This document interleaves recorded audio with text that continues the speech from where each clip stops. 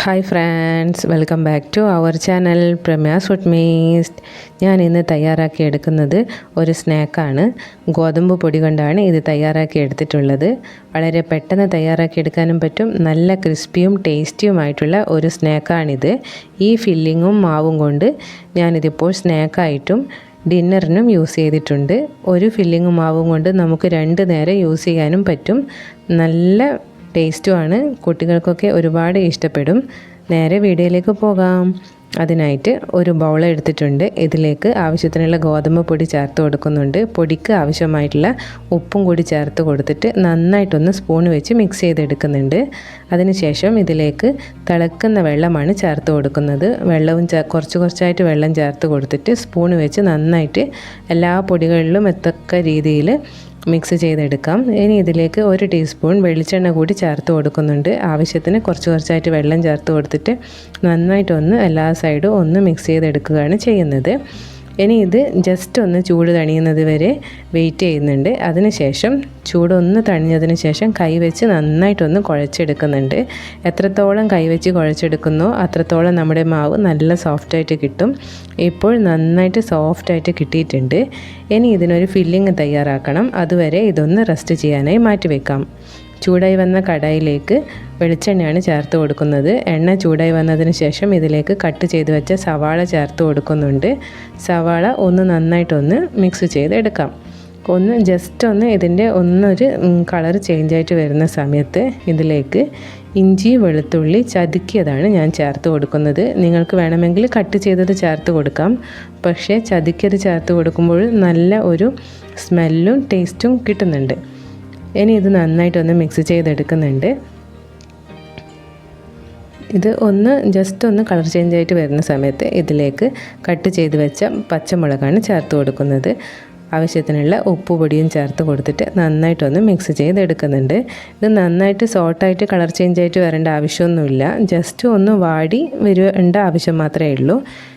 ഇനി ഇതിലേക്ക് കുറച്ച് കറിവേപ്പില ചേർത്ത് കൊടുക്കുന്നുണ്ട്. കറിവേപ്പിലയും ചേർത്ത് കൊടുത്ത് ഒന്ന് നന്നായിട്ടൊന്ന് മിക്സ് ചെയ്തെടുക്കാം. ഇതിപ്പോൾ മിക്സായിട്ട് വന്നിട്ടുണ്ട്. ഇനി ഇതിലേക്ക് മസാലകളായിട്ട് മഞ്ഞൾ പൊടിയും മുളക് പൊടിയും ഗരം മസാലപ്പൊടിയുമാണ് ചേർത്ത് കൊടുക്കുന്നത്. പൊടികളുടെ പച്ചമണം മാറുന്നത് വരെ നന്നായിട്ടൊന്ന് മിക്സ് ചെയ്തെടുക്കുന്നുണ്ട്. ഇനി ഇതിലേക്ക് ചേർത്ത് കൊടുക്കുന്നത് പുഴുങ്ങി പൊടിച്ചെടുത്ത ഉരുളക്കിഴങ്ങും ക്യാരറ്റുമാണ്. രണ്ടും ചേർത്ത് കൊടുത്തിട്ട് നന്നായിട്ടൊന്ന് മിക്സ് ചെയ്തെടുക്കാം. നന്നായിട്ടൊന്ന് എല്ലാ സൈഡും ഒന്ന് ആയിട്ട് വരുന്നത് വരെ നന്നായിട്ടൊന്ന് മിക്സ് ചെയ്തെടുക്കുന്നുണ്ട്. ഇനിയിപ്പോൾ നമുക്കിത് നന്നായിട്ട് മിക്സ് ചെയ്തെടുത്തതിന് ശേഷം ടേസ്റ്റ് നോക്കിയിട്ട് ഫ്ലേവർ എന്തെങ്കിലും വേണമെങ്കിൽ ആഡ് ചെയ്ത് കൊടുക്കാവുന്നതാണ്.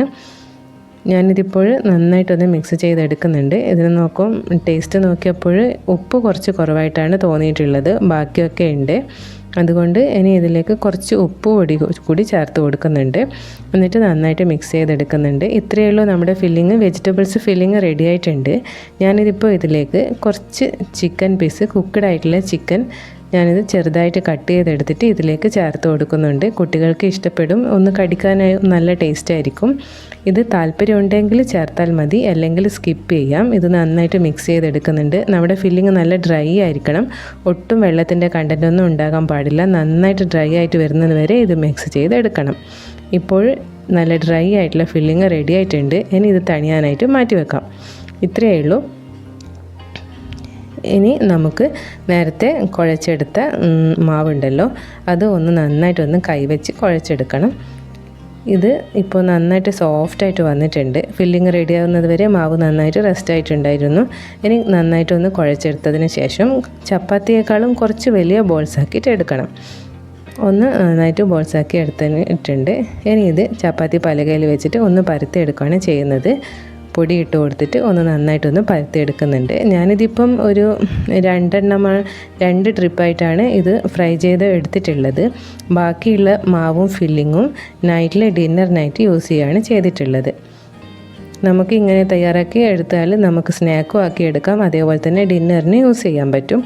ഇതിപ്പോൾ വലിയ ഒരു ചപ്പാത്തിയായിട്ട് പരത്തി എടുത്തിട്ടുണ്ട്. അധികം നൈസാക്കേണ്ട ആവശ്യമില്ല. കുറച്ച് തിക്കായിട്ട് തന്നെ പരത്തിയെടുക്കാം.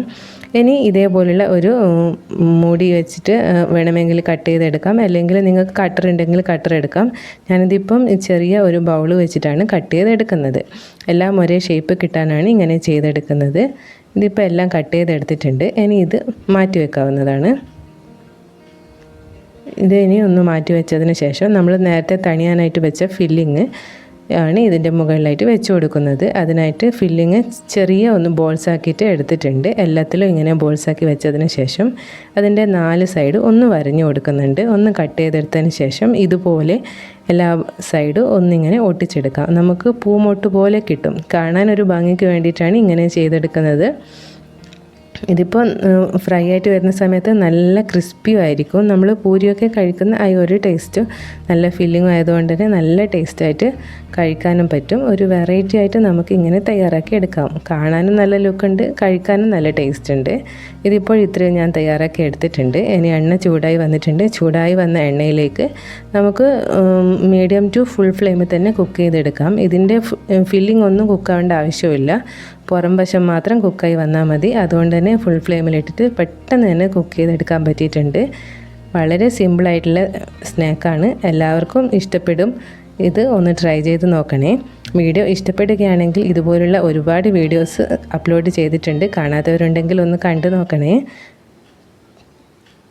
Please like, share and subscribe. Thanks for watching.